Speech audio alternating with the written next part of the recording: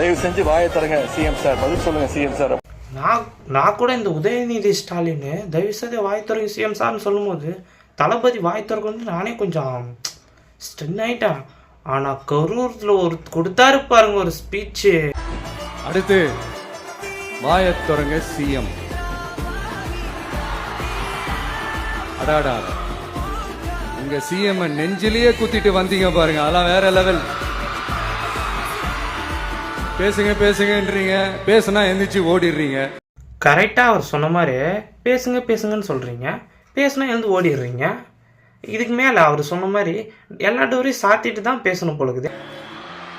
இனிமே பேச ஆரம்பிக்கிறதுக்கு முன்னாடி என்ன பண்ணணும் அப்படின்னா, ஒரு நண்பர் ஒருத்தர் சொன்னார், மாண்புமிகு பேரவைத் தலைவர் அவர்களே எல்லா டோரையும் இழுத்து லாக் பண்ணுங்க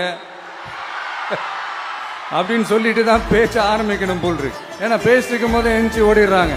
5 நிமிஷம் பேசினதுக்கே குளத்தூர்ல கொத்து பரோட்டா போட்டாங்க. இதுக்கு மேல பேசினா மொத்தமா முடிஞ்சிடும், பாத்துக்கங்க. சொன்னாரே கொத்து பரோட்டா, அந்த வார்த்தை எதுக்கு சொன்னார்னா பார்ட்டி ஃபண்டுன்னு அப்படின்னு ஒரே ஒரு வார்த்தை தான் எடுத்தாரு. அதுக்கே தெரிச்சு ஓடிட்டாங்க, வேற எதுவுமே இல்லை. அந்த பார்ட்டி ஃபண்டு அப்படின்னு எடுத்த வார்த்தைக்கு ஓடுனதுக்கு ஏன் காரணன்றதையும் தளபதி கிளியரா கரூர் இதுலயே சொல்லிட்டு பாரு, அதையும் பார்த்துட்டு வாங்க. இதுல ஒரு ஹைலைட் காமெடி என்னன்னா, சட்டசபையில பேசும்போது பார்ட்டி ஃபண்டுன்னு தான் சொன்னேன். அது எந்த பார்ட்டி, என்ன ஃபண்டு, யாரு, என்ன பேரு எதுவுமே சொல்ல. பார்ட்டி ஃபண்டுன்னு சொன்னவனை எடுத்தாங்க பாருங்க ஒரு ஓட்டம். எனக்கும் இதுதான் டவுட்டு. பார்ட்டி ஃபண்டுன்னு சொன்னதுமா எடுத்தாம பாருங்க ஒரு ஓட்டம். ஏன் ஓடணும்? ஓட தேவையில்லையே. வாய் திறங்கன்னு சொன்னீங்க, வாய் திறந்ததுக்கும் ஓடிட்டீங்க. பார்ட்டி ஃபண்டுன்னு ஒரு விஷயத்துக்கே நீங்கள் ஓடி நிற்கிறீங்கன்னா அப்போ இந்த மாதிரி எத்தனை ஊழல், எத்தனை லஞ்சம் வாங்கியிருப்பீங்க, எத்தனை விஷயத்தை பண்ணியிருப்பீங்க. இன்னும் அந்த பார்ட்டி ஃபண்டு நான் என்ன, இன்னும் அதுக்குள்ளே என்ன ஆகுதுன்னு எதுவுமே தெரியல. அதுக்குள்ளேயே வர்றான் பாரு வேட்டைக்காரன் வந்துட்டாங்க பாருங்க ஒரு ஓட்டம். எனக்கே ஃபர்ஸ்ட் புரியல, ஏன்பா ஓடுறாங்க அப்படி என்ன நம்ம சொல்லிவிட்டோம். அதான் அந்த குற்றம் உள்ள நெஞ்சுக்கு தான் குறுகுறேங்கும். இது எப்படி இருக்கு தெரியுமா? எங்க அப்பா பீரோக்குள்ள இல்ல, எங்க அப்பா பீரோக்குள்ள இல்ல அப்படின்னு சொல்ற மாதிரி. ஐயோ ஏன் கேக்குறீங்க? இவங்களோட செம்ம கூத்தா இருக்குங்க, செம்ம ஃபன்னா இருக்கு. இவங்க எதனால சொல்லிட்டா வாயை திறங்கன்னு சொன்னாங்க? அவர்கிட்ட எதுவும் இல்லை, மாட்டேன்னு நினச்சி பேசியிருக்காங்க. அவர் அப்பயும் சொல்கிறாரு, இப்பயும் சொல்கிறாரு, எப்பயும் சொல்கிறது ஒன்றே ஒன்று தான், ஜனம்தான். அதையும் அழகாக புரிகிற மாதிரி, நாங்கள் தங்கத்துக்கு தெரிஞ்ச மாதிரி சொல்லியிருக்காரு. அதையும் பாருங்க. இப்படிலாம் பண்ணா நான் மக்களை விட்டு ஓடிடுவேன் நினைப்பா?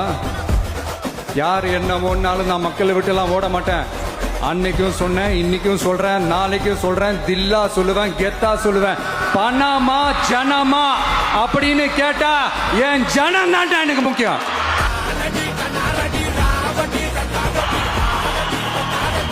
மக்களே, உங்களை விட எனக்கு இந்த காசு பணம் முக்கியமா என்ன? இவ்வளவு குறைகள் நம்ம மேல சொல்றாங்களே, இப்ப நான் சொன்ன மாதிரி அவங்களால ஓப்பனா சொல்ல முடியுமா? உண்மையாலே இப்பதான் எங்களுக்கு சட்டமன்றம்னா என்ன, 234 தொகுதின்னா என்ன, இவங்க தான் பேசுவாங்க, இதெல்லாம் பண்ணுவாங்க அப்படின்றது எங்களுக்கு இப்பதான் தெரியும். ஏன்னா இதுக்கு முன்னாடி நாங்கள் ஏன் நியூஸ் பார்க்க மாட்டோங்கன்னா, எப்போ பார்த்தாலும் ஊழல், லஞ்ச, கொலை, பெண்கள் இந்த மாதிரி நியூஸ் மட்டும்தான் பார்த்துட்டு இருந்தோம். அதனால் எவன் வந்தாலும் மாற போகிறதில்ல, நம்ம தான் பார்த்துக்கணும். ஏன்னா நம்ம ஓட்டு போட்டோன்னே நீ என்னடா சொல்கிறதுன்னு ஒரு டிரைவரை கேட்ட வீடியோ பார்த்துருக்கேன். நிறைய வீடியோவில் பார்த்தது எல்லாமே இந்த அரசியல்வாதிங்க பின்னாடி நின்று தூண்டி விட்டு வேலையை பார்க்குறதா பார்த்துனுக்கிறேன். எங்கே போனாலும் லஞ்சம் தான். கவர்மெண்ட் வேலையில் உட்காந்துக்கிறவங்கள்ட்ட போய் ஒரு சீட்டு வாங்கி இது எழுதி தாப்பா தெரிலன்னு சொன்னால் அதுக்கும் காசு கேட்குவான். இன்னொன்று, இது என் பட்டா கேட்டு நான் கேட்டு வாங்குகிற பட்டாக்கே நான் எங்கள் ஊரில் தெரிஞ்ச தலைவர்களுக்கு காசு கொடுத்தா வாங்கணும். இந்த மாதிரி விஷயத்த நிறைய பார்த்துட்டேன். ஆனால் தளபதி வந்துட்டு அப்புறம் தான் எங்களுக்கு ஒரு நம்பிக்கை வந்துச்சுன்றதோட கண்ணார நிறைய விஷயத்த பார்க்குறோம். ஜஸ்ட்டு இன்ஸ்டாவில் போடுற ஒரே ஒரு வீடியோனாலே அவர் ஸ்ட்ரைட்டாக ஹாஸ்பிட்டலுக்கே போயிருக்காரு. யாருக்கும் சொல்ல, யாருக்கும் தெரிவிக்கல, நான் இப்படி பண்ணுறேன், இதான் பண்ணுறேன்னே சொல்ல. எல்லாமே ஜஸ்ட் ஒரு இன்ஸ்டா வீடியோவிலே வைரல் ஆகுது. அப்போல்லாம் இது எழுதி கொடுக்கணும், மனு கொடுக்கணும், நாயாட்ட நிற்கணும், அந்த மாதிரி பண்ணிட்டு இருந்தோம். இப்போல்லாம் அந்த மாதிரி இல்லை. நீங்கள் சொன்னீங்க இன்ஸ்டா ரீல், அந்த இன்ஸ்டா ரீலை பார்த்து தான் இப்போ அவர் டைரெக்டாக போய் அதுக்கான சொல்யூஷனை கொடுக்குறாரு. சரிங்களா?